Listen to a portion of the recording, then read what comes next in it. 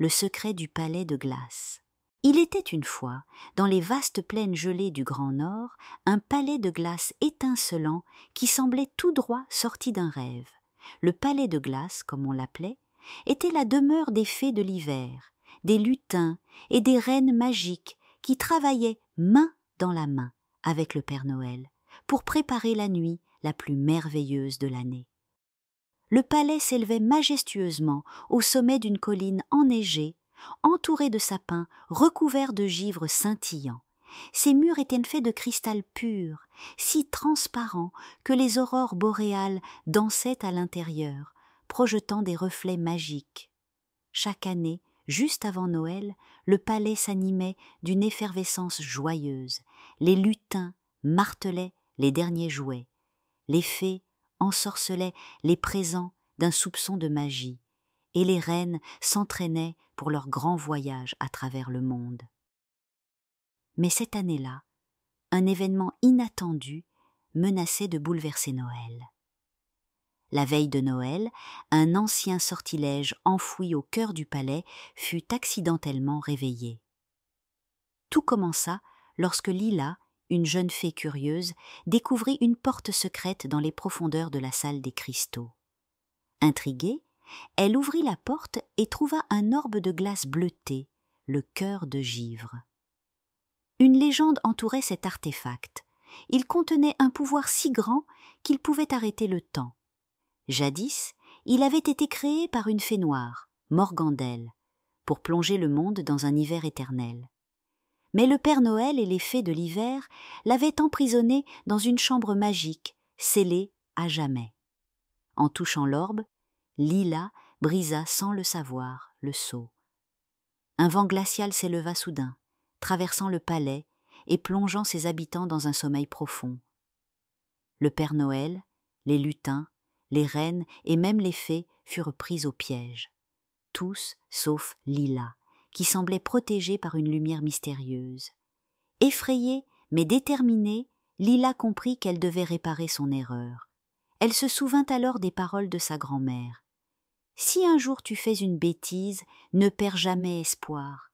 La magie de Noël se nourrit du courage et de la gentillesse. » Lila réalisa qu'elle ne pourrait pas accomplir cette mission seule. En quittant le palais, elle descendit jusqu'au village voisin où vivaient quelques enfants qu'elle observait souvent depuis le ciel.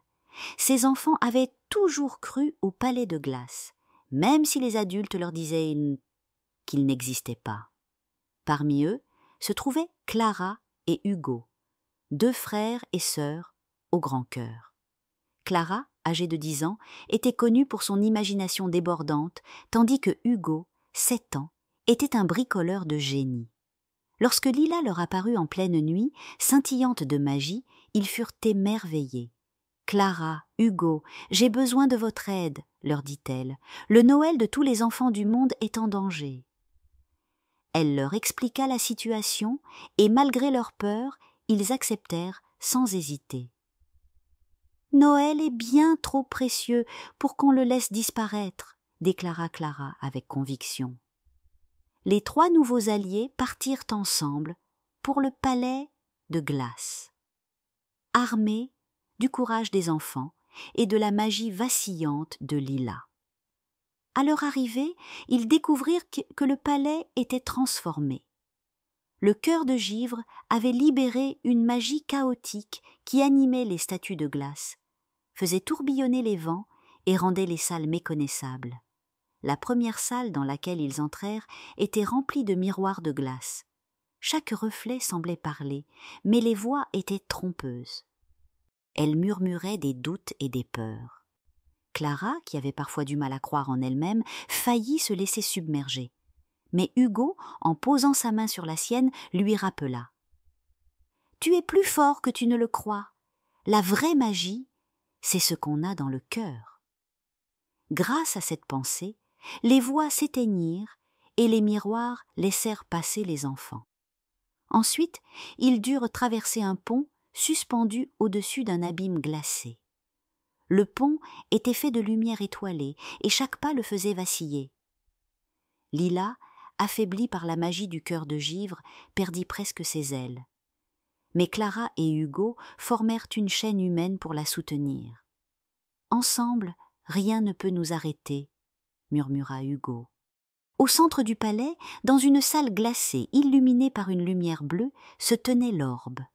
Devant lui, une silhouette sombre apparut, Morgandelle elle-même, ramenée à la vie par l'activation du cœur de givre. Elle leur sourit avec malveillance. « Vous pensez pouvoir arrêter la magie du cœur? Vous, des enfants ?» Clara s'avança, tremblante mais déterminée. « La magie de Noël est bien plus forte que votre cœur de givre, car elle vient de l'amour et du partage. » Morgandelle rit. Mais alors que Clara parlait, Hugo sortit une petite invention qu'il avait fabriquée, une lanterne magique capable de capturer la lumière des aurores boréales.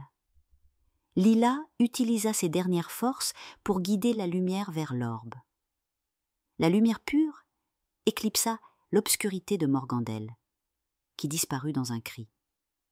Avec l'orbe purifiée, le palais de glace retrouva sa splendeur. Le Père Noël, les lutins et les fées se réveillèrent. Lila, honteuse, avoua son erreur. Mais le Père Noël posa une main bienveillante sur son épaule. Faire une erreur, c'est humain.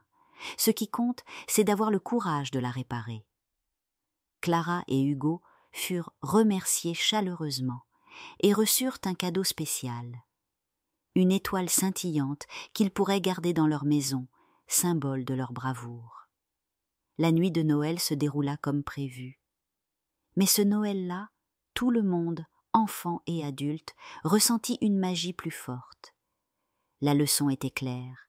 La vraie magie ne réside pas dans les cadeaux ou les miracles, mais dans les liens que nous tissons et dans l'amour que nous partageons. Et ainsi, le palais de glace resta un symbole de la magie de Noël, prêt à briller pour des générations à venir. Clara et Hugo gardèrent précieusement leur étoile, qui illuminait leur maison chaque hiver. Et chaque fois qu'ils regardaient les aurores boréales, ils se souvenaient que même dans les moments les plus sombres, un petit acte de courage pouvait rallumer la lumière. Bonne nuit, mes petits rêveurs.